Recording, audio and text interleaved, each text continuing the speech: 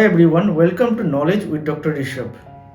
दोस्तों, एंटीबायोटिक्स का रोल हमारे लाइफ में इस ज़माने में काफ़ी इम्पोर्टेंट है। बिना एंटीबायोटिक्स के काफ़ी सारे डिजीजेस, काफ़ी सारे बीमारियां ऐसे हैं जिनका इलाज काफ़ी मुश्किल है, या फिर ऐसा भी डिजीजेस है जिनका इलाज नामुमकिन है बिना एंटीबायोटिक्स के आज के ज़माने में। तो ये एंटीबायोटिक्स काफ़ी पुराने ज़माने से चलता आ रहा है। मॉडर्न एंटीबायोटिक्स का विकास 1920s में हुआ।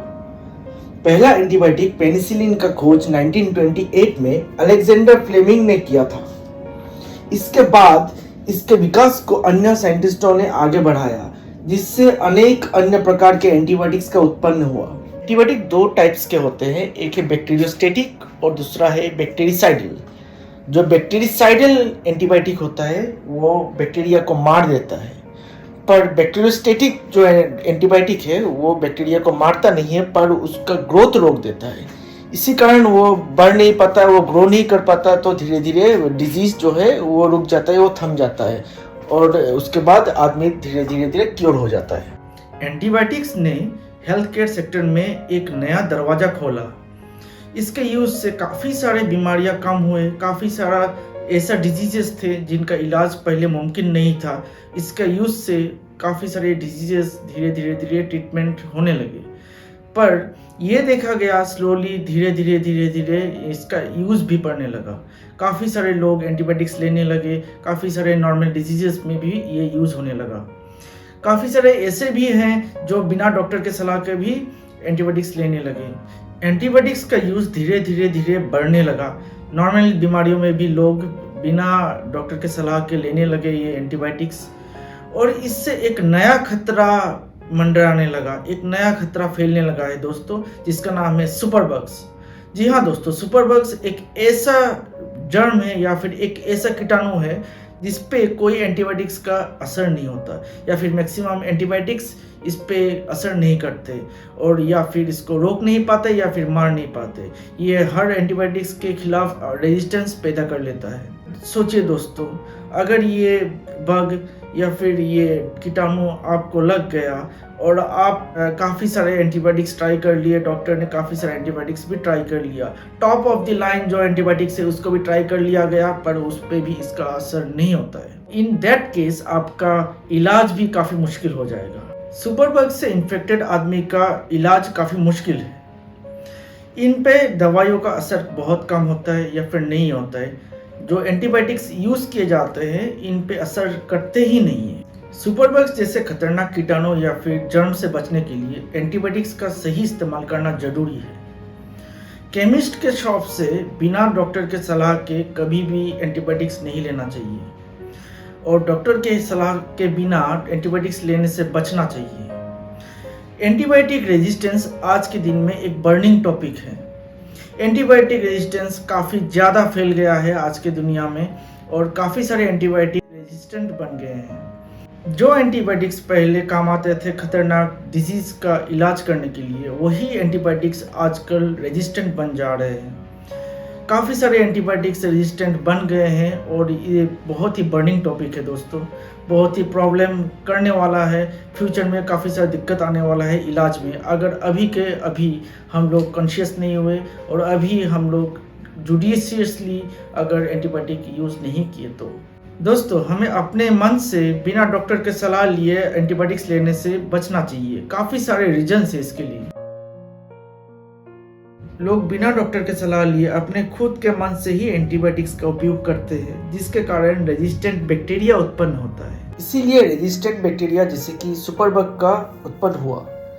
लोग सोचते नहीं है एंटीबायोटिक लेने से पहले कि ये बाद में जो इफेक्ट होगा इसका, जो कभी कभी लोग ये करते हैं कि कोर्स कंप्लीट नहीं करते। ये भी देखा गया है, डॉक्टर ने सलाह दिया कि 10 दिन या फिर 5 दिन का एंटीबायोटिक का कोर्स है, पर लोग क्या करते हैं तो 3 दिन खा के ही छोड़ देते हैं, बट वो सही तरीका नहीं है। ऐसे करने से रेजिस्टेंट बैक्टीरिया बन सकता है बॉडी में, और फिर नेक्स्ट जब डॉक्टर उसको वही दवाई देंगे तो किसी भी इन्फेक्शन के लिए, तब वो दवाई काम नहीं करेगा।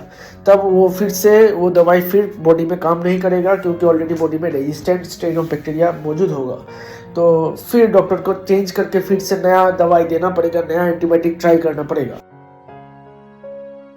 एंटीबायोटिक्स के लेने से कुछ लोगों को अधिक गंभीर साइड इफ़ेक्ट्स हो सकते हैं, जैसे कि चक्कर आना, उल्टी, पेट दर्द और एलर्जिक रिएक्शन। एंटीबायोटिक लेने से मोस्ट कॉमन साइड इफ़ेक्ट्स जो होता है, मोस्ट कॉमनली डायरिया देखा जाता है। डायरिया जो है वो सेल्फ लिमिटिंग होता है। नॉर्मली सेल्फ लिमिटिंग का मतलब यह है कि अगर एंटीबायोटिक का कोर्स जब स्टॉप हो जाता है या फिर ख़त्म हो जाता है, उसके बाद डायरिया भी अपने आप रुक जाता है। इसी के साथ साथ लॉन्ग टर्म अगर एंटीबायोटिक चला तो उसमें देखा गया है कि गैस फॉर्म होना या फिर ब्लोटेड एब्डोमेन एक्सेट्रा होता है।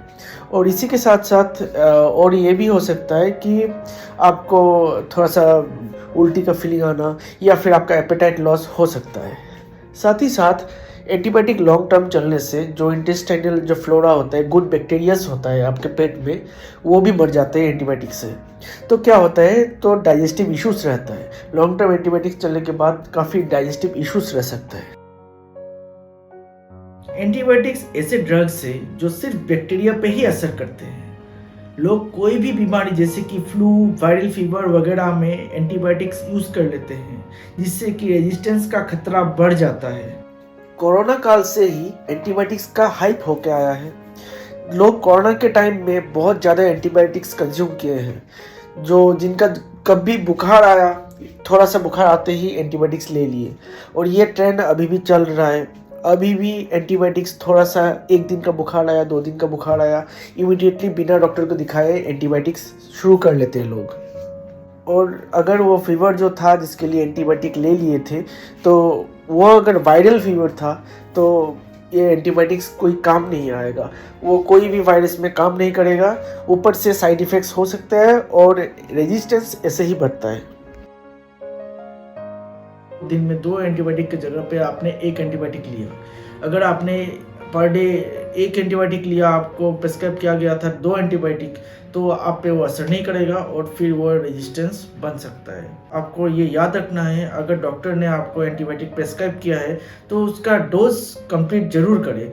इसको कंप्लीट करने के बाद ही आप डॉक्टर को फिर फ़ोन कीजिए और उनसे बात करिए कि हाँ, डोज कंप्लीट हो चुका है। सही तरह से एंटीबायोटिक लेने का भी काफ़ी सारा फ़ायदे हैं, जैसे कि काफ़ी सारे सीवियर बैक्टीरियल डिजीज़ से बचा जा सकता है, और साथ ही साथ में इसका इफ़ेक्टिवनेस भी बनाए रख सकते हैं, और साथ ही साथ रेजिस्टेंस से भी बच सकते हैं। तो आज का वीडियो यहीं पे एंड करते हैं दोस्तों।